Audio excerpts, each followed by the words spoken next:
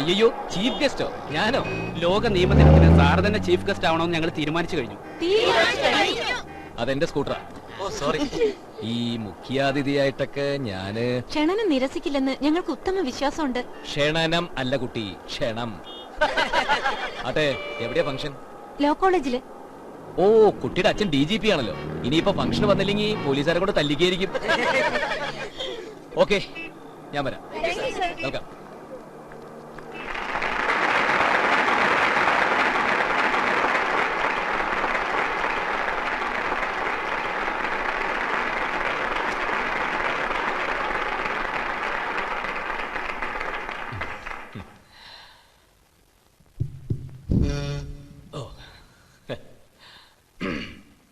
വേദിയിലിരിക്കുന്ന സമുന്നതരായ വ്യക്തികളെ, പ്രിയമുള്ള നിയമവിദ്യാർത്ഥികളെ, സ്വാമി വിവേകാനന്ദൻ ഒരിക്കൽ വിദ്യാർത്ഥികളെ അഭിസംബോധന ചെയ്ത് ഇപ്രകാരം പറയുകയുണ്ടായി.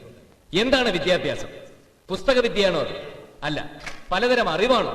അതുമല്ല. വിദ്യാഭ്യാസം എന്ന് വെച്ചാൽ ഇച്ഛാശക്തിയുടെ ഗതിയെയും ആവിഷ്കരണത്തെയും നിയന്ത്രണ വിധേയമാക്കുന്നതും സഫലീകരിക്കുന്നതുമായ ശിക്ഷണം എന്നർത്ഥം.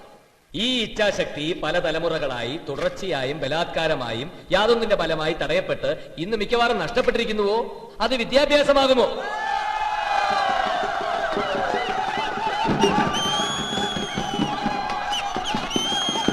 നമ്മുടെ വളർച്ച മുട്ടിയിരിക്കുന്നു.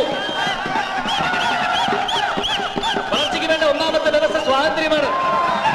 മനുഷ്യന് ചിന്തിക്കുവാനും സംസാരിക്കുവാനും ഒക്കെ സ്വാതന്ത്ര്യം വേണം.